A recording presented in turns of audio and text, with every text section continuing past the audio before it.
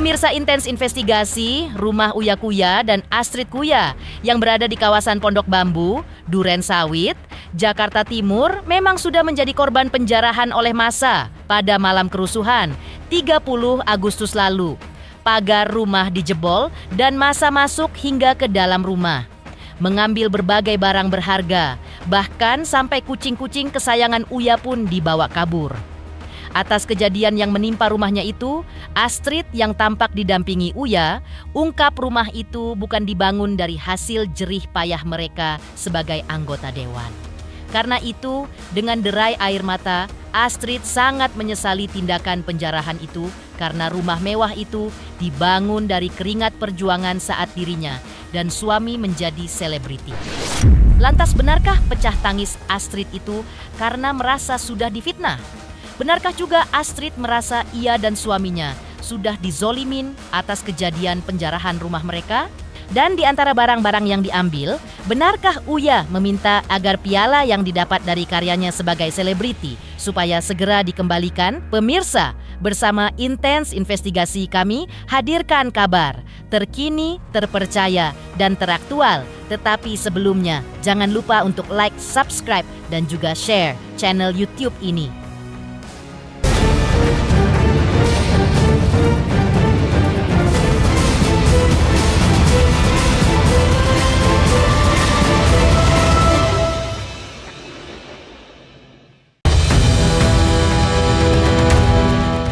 Mengejutkan, usai rumahnya dijarah massa, kini Astrid bersama suaminya, Uya Kuya, muncul di sosial medianya dengan tangis. Ia mengunggah postingan bersama dengan Uya tentang harta yang mereka dapatkan, bukanlah dari status mereka sebagai anggota DPR, melainkan dari pekerjaan mereka sebagai selebriti. Dalam unggahan tersebut, Astrid menyebut dirinya korban fitnah dan merasa dizolimi karena baik dirinya maupun suaminya tak pernah membahas tentang tunjangan anggota DPR yang sebesar 3 juta rupiah. Astrid juga menyebut tidak ada sepeser pun uang yang berasal dari penghasilannya sebagai DPR digunakan untuk membangun rumah besarnya. Terlebih mengingat baru 10 bulan Uya menjabat sebagai anggota dewan. Jadi wajar jika Astrid yang juga sebagai anggota DPRD DKI Jakarta ini pun seolah curhat dengan kepiluan yang dirasakannya.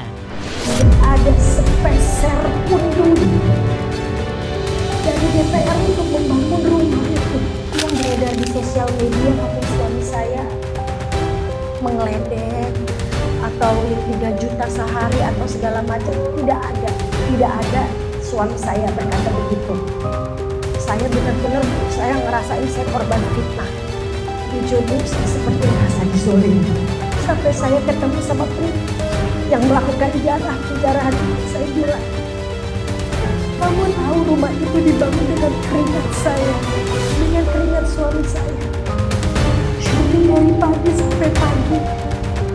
Tidak ada sepeser pun setiap kali kita turun ke masyarakat, apa yang diberikan oleh pemerintah itu kita berikan semua kepada masyarakat, tidak ada dipotong sepeser pun.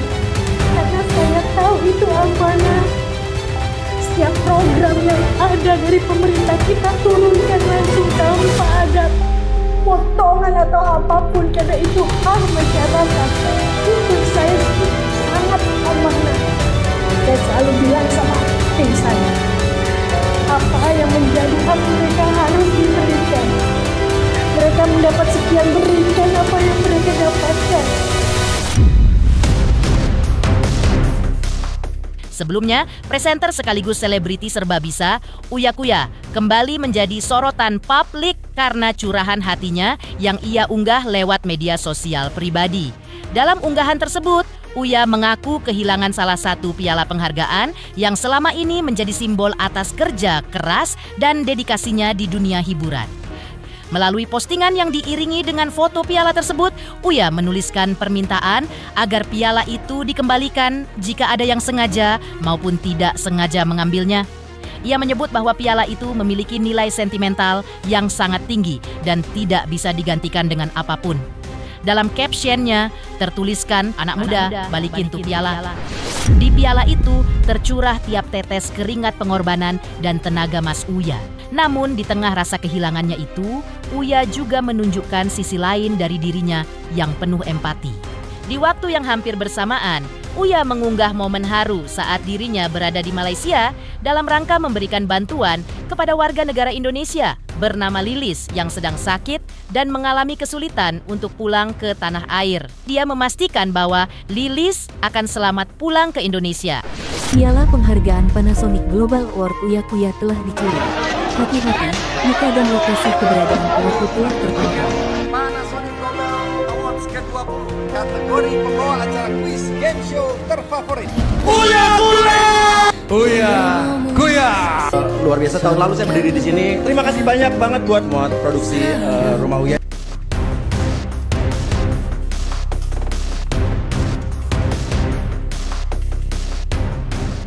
Kita pulang sebentar lagi. Semangat, semangatnya mana tangannya? Semangat, kita pulang.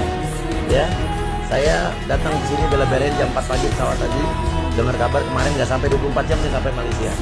Tapi semua kita urus nanti. Ada tim saya yang akan ada di sini. Saya masih pulang lagi hari ini.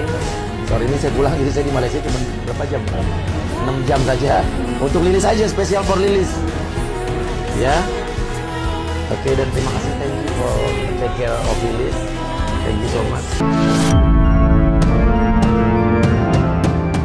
Sebelumnya, Uya juga menunjukkan sikap penuh empati dan kebesaran hati setelah rumahnya dijarah massa. Dalam insiden tersebut, seorang ibu lanjut usia tertangkap basah membawa unit pendingin ruangan atau AC dari rumahnya. Dan usai mengetahui kondisi ibu tersebut, Uya bersama istrinya, Astrid, memilih untuk memaafkan dan tidak melanjutkan proses hukum. Mereka bahkan menemui ibu tersebut di Polres Metro Jakarta Timur dan menyatakan bahwa laporan polisi akan dicabut. Datangan saya ke Polres Jakarta Timur karena tadi ada laporan dari security di kompleks saya bahwa tadi ada seseorang terduga pelaku yang diamankan di dekat rumah saya dan dibawa ke sini. Terus habis itu tadi saya ngecek, ternyata ada seorang terduga pelaku, seorang ibu-ibu udah umurnya lebih tua dari saya. Tadi membawa AC ya. AC yang di dalam rumah itu indoor AC. Tapi tadi saya ketemu dengan cerita dari teman-teman rekan-rekan polisi di sini juga, karena kondisinya ibu ini juga dia pekerjaannya tukang parkir, cucunya juga bisu, disabilitas, oke. Terus begitu juga suaminya juga tukang parkir dan tinggal dengan anaknya dan cucunya ya.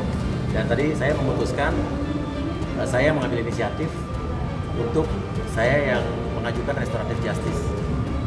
Jadi saya tanya ke pihak polisian apakah bisa ada metode restoratif justice. Dia bilang bisa, antara yang mengajukan terduga pelaku atau saya sebagai korban. Tapi saya langsung sebagai korban, saya yang mengajukan dulu udah untuk ibu ini. Saya akan restoratif justice sehingga ini tidak dibawa ke tahap berikutnya. Jadi gak usah sampai ke pengadilan udah. Kan saya bilang udah ikhlas. Tadi ibu itu juga tadi cerita dia nggak maksud apa-apa, cuma datang mau dengar ada lihat rumah saya, terus ketemu ada di depan pintu ada AC tergeletak, diambil gitu. Dia sendiri malah dia bilang nggak tahu itu ini barang apa, dia juga nggak tahu yang diambil apa. Terus terang saya ini baru pertama lagi saya keluar ketemu orang rame. Kemarin saya sempat keluarnya diem-diem gitu ya. Sekarang ini baru pertama kali saya berani untuk keluar yang rame-rame ketemu orang. Dan saya nggak nyangka juga tiba-tiba banyak teman-teman wartawan. Tadi saya belum terlalu siap juga untuk diwawancara. Tapi intinya fokus saya hari ini cuma restoratif justice khusus kasus ibu ini.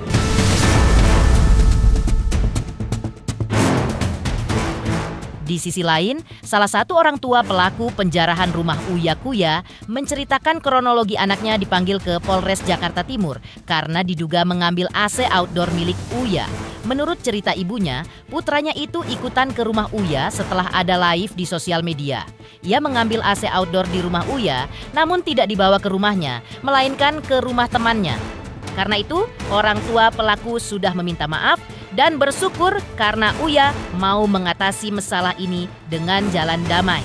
Itu jam 6.30 ya, minggu pagi. Kalau malamnya anak saya nggak ikutan. Kalau minggu paginya dia ada lihat AC kali ya, outdoor AC. Dia bawa pulang, tapi itu bukan ke rumah temannya. Enggak, saya nggak tahu. Karena itu nggak dibawa ke rumah. Akhirnya tahu karena malam itu anak saya sekitar jam 12 malam. Anak saya ngomong, "Mama, Aldi ditelepon ini sama Kapolsek, sama Pak Bayu juga intel," kata dia. Disuruh ke Polsek. Ngomongnya apaan? "Aldi, kamu mau dijemput? Apa datang sendiri?" "Datang sendiri, Pak," kata dia. Datanglah dia ke Polsek Duren Sawit. Setelah itu malam itu juga katanya dibawa ke Polres Jatinegara Jakarta Timur. Polres Jakarta Timur. Saya nanya malam itu, "Aldi, kenapa kamu ditelepon?" "Itu mah masalah AC," katanya. "Oh ya udah, sono datang." Pikiran saya kan karena ditelepon baik-baik, "Aldi, kamu mau datang apa dijemput?" "Datang sendiri, Pak. Masalah AC." "Ya udah, sono ngomong baik-baik ya." Tapi seharian itu nggak ada kabar, paginya juga nggak ada kabar. Kata saya, ini anak kok nggak ada kabar. Saya pas itu WhatsApp, cuman conteng satu. Saya tanya ke Polsek, di Polsek Duren Sawit, "Bapak ada ini nggak ada, Bu." Tapi yang tukang itu bilang, tukang rokok bilang, "Udah dibawa ke Polres malam, Bu," katanya. Saya cari di Polres, itu anak saya ada di Polres.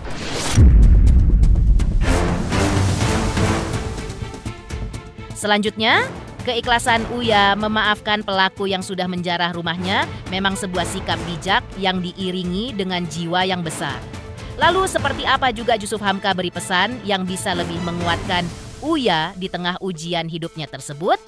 Pemirsa Intens Investigasi, jangan lupa saksikan terus Intens Investigasi dan pastikan jangan lupa untuk like, subscribe, share, dan juga komen. Tim redaksi Intens Investigasi juga mengucapkan banyak terima kasih kepada semua subscribers hingga channel Intens Investigasi kini sudah mencapai 3.600.000 subscribers.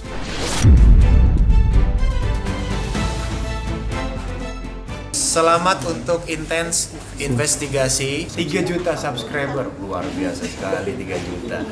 Ya pokoknya semakin sukses lah dan bisa menghadirkan sesuatu yang memang baik untuk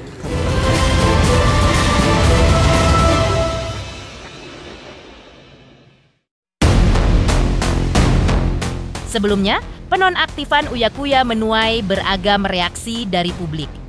Salah satu tokoh nasional yang ikut angkat suara adalah Jusuf Hamka. Ia menilai bahwa keputusan tersebut sebaiknya tidak dilihat secara sepihak atau hanya berdasarkan pada viralitas suatu kejadian. Menurutnya, perlu ada pertimbangan lebih matang yang didasarkan pada rekam jejak dan kontribusi nyata seorang anggota DPR terhadap masyarakat. Di matanya, Uya bukan sekadar figur publik yang baru terjun ke dunia politik, tapi ia dikenal aktif dalam berbagai kegiatan sosial sejak lama, jauh sebelum menjabat sebagai anggota DPR.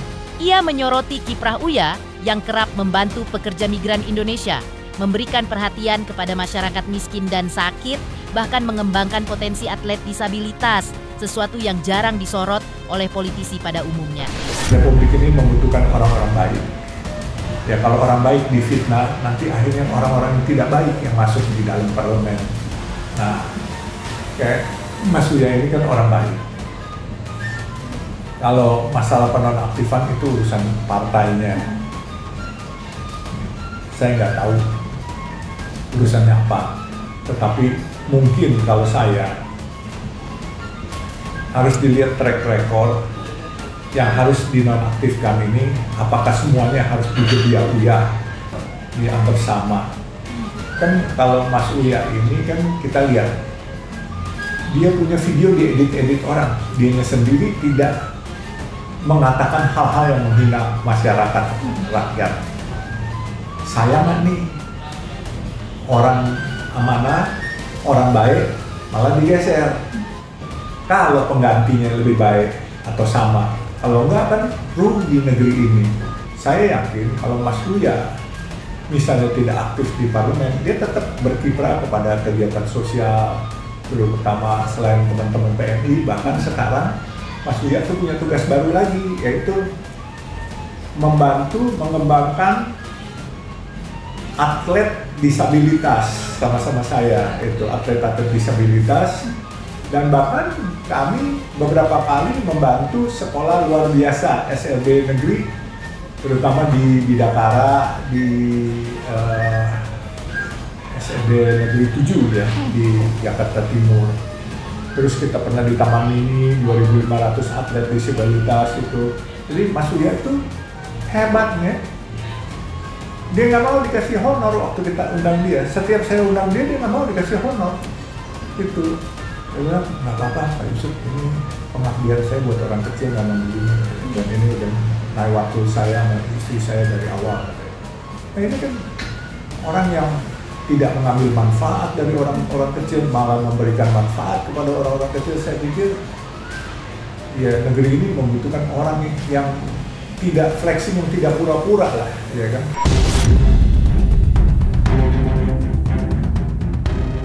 Yusuf Hamka juga menyebut bahwa setiap musibah yang datang adalah penggugur dosa.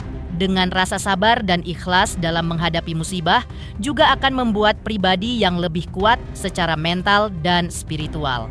Selain itu, Yusuf Hamka juga mengingatkan masyarakat agar tidak mudah termakan hoax dan selalu bertabayun dalam menyikapi berbagai informasi yang beredar, khususnya di era digital saat ini.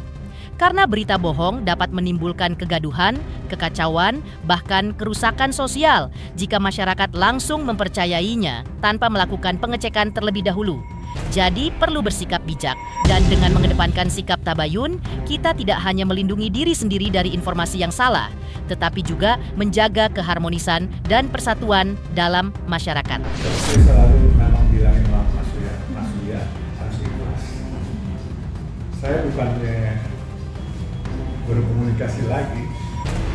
Saya jadi supirnya Mas Uya waktu habis kejadian begitu cukup sering. Saya banyak berinteraksi sama Mas Uya dan saya selalu nasihatin sabar. Saya bilang, Innallaha maha sabir, orang sabar kekasih Allah. Dan kalau nggak sabar kekasih setan, saya bilang gitu. Nah, Uya pun mengerti Pak Yusuf, saya sudah ikhlas. Maka saya tenang. Saya masih bingung, saya padahal nggak berbuat apa-apa. Ini edit, saya bilang Mas Uya soal mengedit emang begitu. Saya aja diedit macam-macam, saya bilang santai aja, saya bilang. Nah, makanya saya bilang Mas Uya untuk kedepannya ambil pelajaran, ambil semuanya dari ini, ya kan? Dan saya bilang biasanya setiap musibah yang datang, paling tidak musibah itu datang untuk menggugurkan dosa-dosa kita. Kedua, mungkin ada rahasia Allah yang sedang akan mengangkat kita lebih tinggi derajatnya. Biasanya musibah datang betul-betul ini kayak per, terus membawa atas lebih tinggi. Kita doakan Mas Uya akan lebih tinggi, lebih amanah, lebih sayang kepada PNI, lebih sayang kepada masyarakat, lebih sayang kepada rakyat Indonesia. Ya kan? Itu kan kalau namanya empati, simpati nggak ada sekolahnya. Itu panggilan, itu Allah gitu. Makanya kayak Mas Uya ini kan boleh bilang kan simpati, empatinya tinggi. Kita doakan terus berjuanglah dia sama istrinya. Dua-duanya itu cocok ya, karena untuk kegiatan sosial luar biasa. Kalau masyarakat yang mendengar berita-berita hoax, yang tidak mengenal Mas Uya, seyogianya tabayun. Lebih baik kita tidak usah menyikapi, tidak usah pro atau kontra. Ada berita jelek, kita harus husnuzon. Ini fitnah orang atau framing orang. Kita lihat dulu latar belakang orang-orang ini benar nggak buat, sehingga kita punya kesimpulan ini nggak mungkin. Atau kita lihat kalau ada berita jelek, kalau ada pengumuman dari pemerintah yang resmi, nah itu baru kita percaya. Teman-teman harus hati-hati terhadap kejadian ini.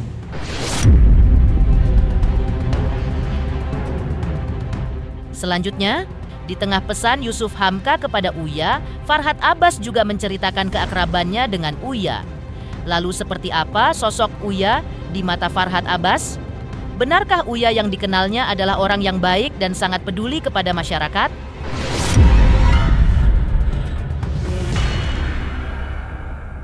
Selamat untuk intens investigasi 3 juta subscriber, luar biasa sekali 3 juta.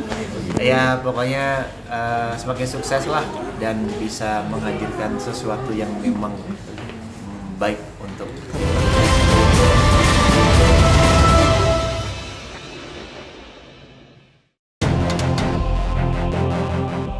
Sebuah video yang memperlihatkan sejumlah anggota DPR sedang berjoget usai rapat memang menuai berbagai komentar, kritik, serta spekulasi di media sosial.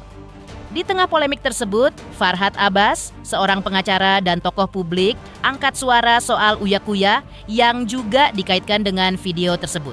Menurutnya, Uya adalah sosok yang baik dan bukan orang yang seharusnya dipandang negatif hanya karena video yang beredar tersebut. Farhad Abbas menilai bahwa video anggota DPR yang berjoget itu sebenarnya merupakan sebuah framing atau rekayasa yang sengaja dibuat untuk menjatuhkan citra di mata masyarakat. Farhad Abbas juga menceritakan tentang kedekatannya dengan Uya. Menurutnya, mereka sudah menjalin hubungan baik. Uya bisa menelepon dirinya 1 kali 24 jam. Dan kalau Uya minta bantuannya, ia akan membantunya. Selain itu, kalau Uya kita diberhentikan bukannya menjunjung demokrasi, tapi malah menghambat demokrasi. Terlebih dengan sepak terjang Uya yang sudah terbukti di masyarakat, Farhad Abbas malah sebut kalau Uya bisa dijadikan Menteri Tenaga Kerja atau Menteri Kesehatan. Bahwa Uya Kuya itu adalah orang baik, adalah pejuang pembela kaum lemah. Saya adalah orang memilih Uya Kuya untuk menjadi anggota DPR RI. Saya memilihnya waktu di Amerika. Kebetulan Uya Kuya memiliki kelebihan di bidang media sosial maupun podcast maupun konten kreator dan sebagai YouTuber. Nah inilah yang menurutnya lebih sakti. Bahkan bisa disaksikan oleh presiden maupun pemerintah ataupun departemen atau instansi terkait sehingga cepat ditangani dengan baik. Makanya Uya Kuya dengan lingkup kerjanya di bidang tenaga kerjaannya dia bisa turun Menteri Tenaga Kerja, Menteri Kesehatan, bisa. Nah, jadi kalau kalian misalnya terkena BPJS dan adanya hambatan diskriminasi dalam hal pemeriksaan kesehatan, lewat Uya Kuya bisa. Kenapa Uya Kuya harus dimusnahkan? Tidak penting. Karena Uya Kuya memang ada beberapa bentuk framing terhadap Uya Kuya. Yang dimana saya berani taruhan 1 miliar. Kalau bisa membuktikan bahwa akun-akun yang joget segala itu adalah akun-akun dibuat setelah dia menjadi DPR, pasti dilakukan Uya Kuya sebelum menjadi anggota DPR. Dari bentuk rambutnya sekarang kan udah nggak warna-warni tuh. Nah, dan disitulah dicocok-cocokkan seolah-olah dia joget-joget gini-gini sehingga yang ditampilkan dan memancing amarah daripada orang. Uya Kuya ini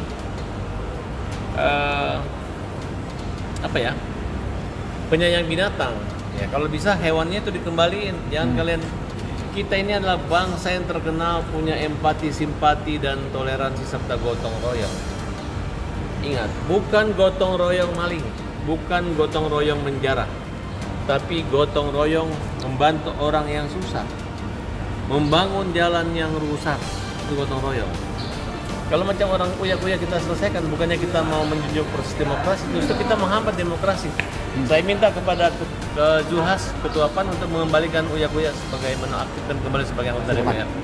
Karena kalian kan pasti Uya Kuya itu semua kenal. Uya Kuya itu kenal Farhad Abbas.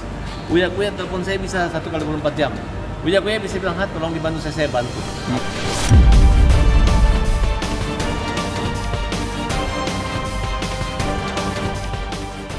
Pemirsa Intens Investigasi, jangan lupa saksikan terus Intens Investigasi.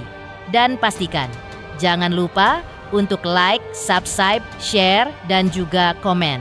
Tim redaksi Intens Investigasi juga mengucapkan banyak terima kasih kepada semua subscribers hingga channel Intens Investigasi kini sudah mencapai 3.600.000 subscribers.